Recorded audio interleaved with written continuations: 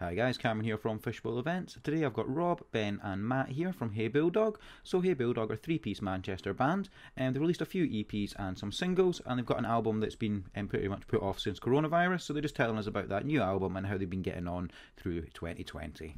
So hi guys, thank you very much for coming and to talk to me today. First of all, if you just tell me a little bit about Hey Bulldog. Who's going to take this one? What, Rob? Who's going first? Where do you want to start? Like day one or last few years, or where do you want to go from? Yeah, just a sort of a brief overview, I guess, just about what you guys are about for anyone that doesn't know you. Brief overview is Rob started a band and it was really rubbish, and then me and Matt joined it at one point. That's true. And it became really, really good. Well, I'll let Rob tell a different story. It's kind of something. Some details in there aren't quite right, but basically, I kind of like over 10 years ago, I kind of started just recording at home by myself, really, and just did like a full demo EP, and then sent it out to a few people, radio stations and stuff. Got like a really good response.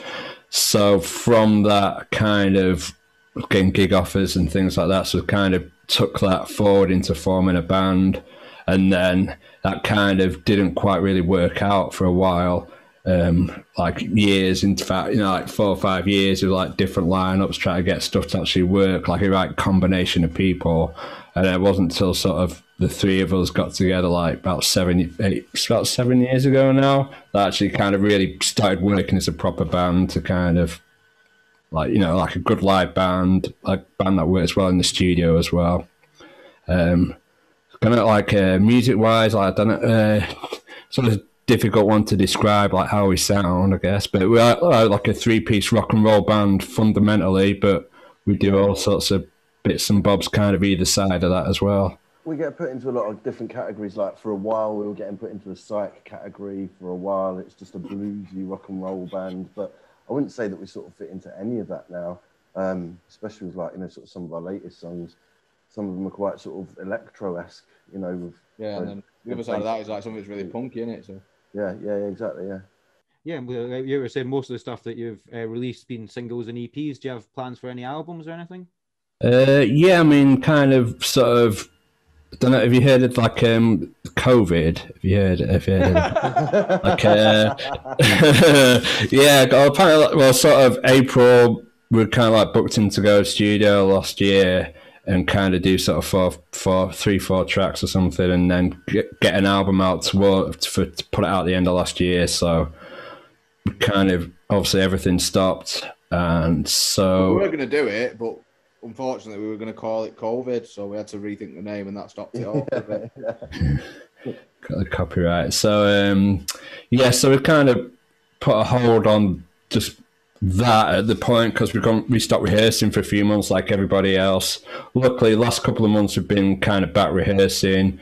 We've done a little bit of kind of live studio stuff last couple of weeks, and so we'll just kind of see how the next sort of few months pan out, because we've kind of been a little bit hesitant of kind of getting an album and then sticking it out at the moment, because it's not really, we need to be able to kind of promote it at the same time, I think. Yeah, that's kind of, I mean, because we're sort of, without at the risk of sounding big-headed, we're renowned for sort of our live presence, if you know what I mean. And with not being able to showcase our album with our live shows, it's, it'll be a bit of a shame, and I don't think it would probably get the reception that it would have got. So yeah, waiting for all of this to be over, and then we're going to be getting an album out. Yeah. Sweet. Yeah, I think that's been quite a few bands have said that they've gone from planning an album last year to maybe a few singles or small EPs for very similar sort of reasons. Yeah. Was there any other sort of anything else you managed to do through 2020 while COVID was on? Or was there anything that you benefited from at all? Or I don't know, it kind of gave us time to sort of take stock, and then like, I guess with everybody in all their lives really, we kind of like work out like when everything's kind of stopped, you kind of get time to work out like what you want to do and like how you want to go forward, things like that. So I guess. Go on, sorry.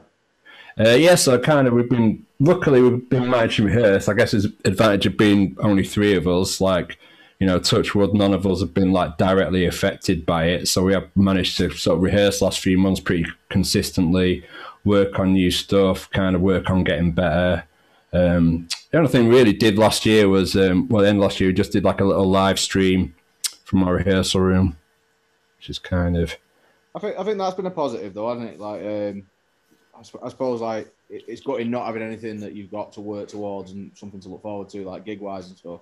But the other side of that is that like you're turning up and just more having a jam and it being a bit more natural, and like you've not got any pressures of anything else, so you can just spend a bit of time like working on new material and working on yourself as a musician rather than always like aiming for that sort of. Yeah, like, oh, we've got that next gig, or we've got that to do. Do you know what I mean? Yeah, there's no pressure in that.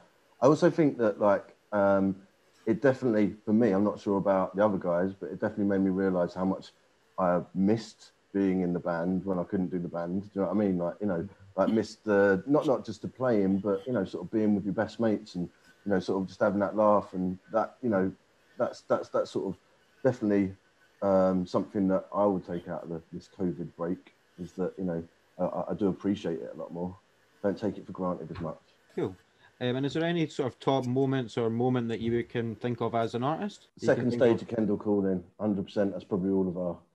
All of what we're gonna say. I don't think it was just that stage that we played as well. It was like a run of a couple of weeks where we played festivals, and it was like there was a bit of momentum, and like all our mates' bands were playing as well. Exactly, extra. The entire vibe of it all was just amazing. Yeah, and we were all just like hanging around together. It was a great day, and it was just it was good because a year later we went back and we played again. Kendall Calling. Not many bands have done that 2 years in a row. But we went. Not with a broken leg. yeah. One of us had a broken leg, Ben. But we went back later, the year after, and Idols, one of my all-time favourite bands, were playing on the same stage that we were last year. Do you know what I mean? So that was another thing. And also Gomez were at that, and Gomez was my first ever gig, and so my dad was super proud of me. So it was all round pretty good. Yeah, it's been nice. Like we've done like a few things in the last couple of years that have been like proper like life ambitions and like ticking boxes of stuff. Like playing major festivals, like just getting to kind of like hang around like the main stage and stuff like that. And getting on stage, going to Italy that as well. Yeah. That was highlight, and we didn't kill each other.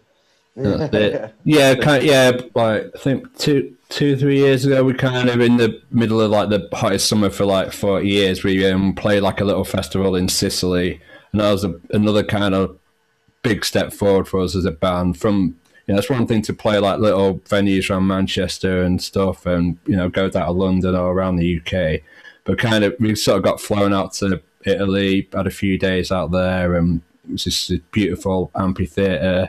And I think we were all a little bit nervous of like one, like how we'd perform out there, and like if people would like us, and like it, it went down really well, and it was a really proper like life affirming thing where it's like, oh yeah, we can like go out to Europe, play really well, be like successful out there as well. It's a really nice thing. Another life ambition kind of ticked off.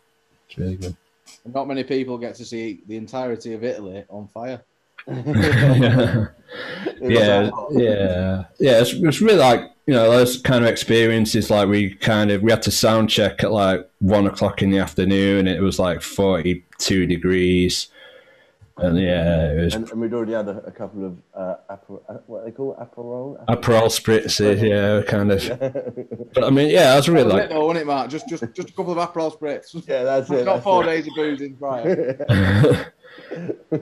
But yeah, and then like sort of with it being like a European festival, everything starts a bit later because of the heat. So we kind of went on stage about 11 p.m. or something, midnight, and like the moon was kind of like it's like a full moon kind of went across the sky because we were playing outdoors. So it's like a really like beautiful thing. It's really good.